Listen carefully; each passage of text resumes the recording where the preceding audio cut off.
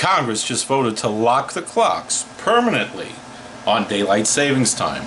And I want to talk to you today about why that sounds simple, but really isn't.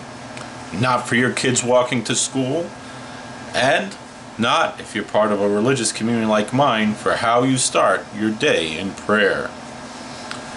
Let's be honest. Everybody hates changing the clocks twice a year. The lost hour of sleep in the spring, the confusion, the jet lag without a flight feeling. I get why. Just pick one and stick with it. Definitely sounds appealing. Most people I talk to across every background want to stop the switching. That instinct isn't wrong.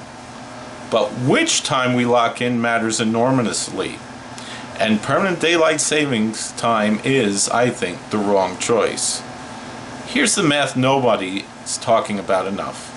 If we make daylight savings time permanent, sunrise in parts of this country won't happen until after 9 a.m.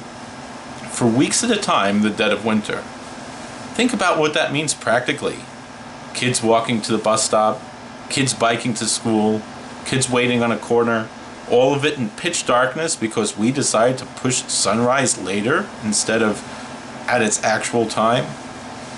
We already know how that story goes because we've lived it. We tried this exact experiment back in the 1970s. Congress made daylight savings time permanent. Everyone cheered, and then winter actually arrived. Parents watched their kids leave for school in the dark. In less than a year, Congress reversed itself. The popularity of lock the clock evaporated the moment people actually lived through one dark winter morning. That's not a hypothetical. That's recorded history. And it should be sitting in the back of every lawmaker's mind right now. Now here's the piece that's personal to me and a lot of you watching this. I'm an Orthodox Jew. In Jewish law, morning prayer isn't just whenever you get around to it. There are halachic time windows tied to sunrise that determine when you can begin and when certain prayers must be completed. This isn't a preference. This is how this practice has worked for millennia. If sunrise keeps sliding later and later into the morning, those windows slide with it because it doesn't actually change when sunrise is. That causes a real bind. You either daven later and later, pushing against the start of a workday or a school day, or you're stuck trying to squeeze religious obligations into an increasingly narrow, increasingly late window.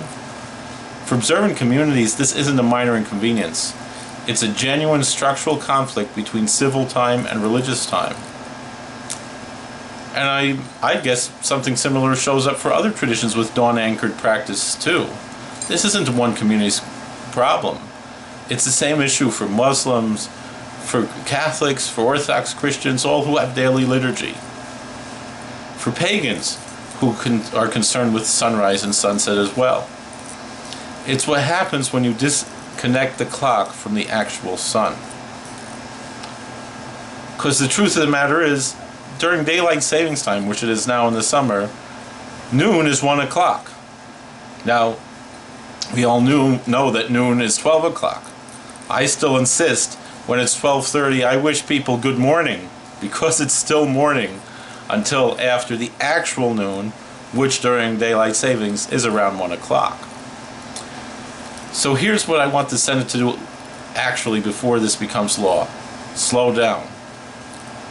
Compare permanent daylight savings time to the alternative, permanent standard time. Or frankly, just leave the current system alone.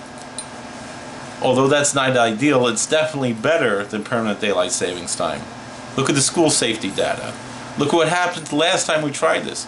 Talk to communities whose religious practice is tied to the actual position of the sun to the sky, not an arbitrary hour on a clock. Can you imagine, well, this business is open 9 to 5, well, can you change it to 10 to 6 because of permanent daylight savings time? Makes no sense. Locking the clock might sound like a win. And it would be if it's permanent standard time. But if it's permanent daylight savings time and it means kids walking to school in the dark, and it means communities like mine and many others are caught in an impossible bind between prayer and work, that's not a win. That's a trade we should think a lot harder about before we make it permanent. Thanks for watching. Let me know in the comments what your own experience with the 1970s DST experiment was, if you remember it. That's well before I was born. I'll see you in the next time, and please like, share, and subscribe, comment, and we'll see you later. God bless.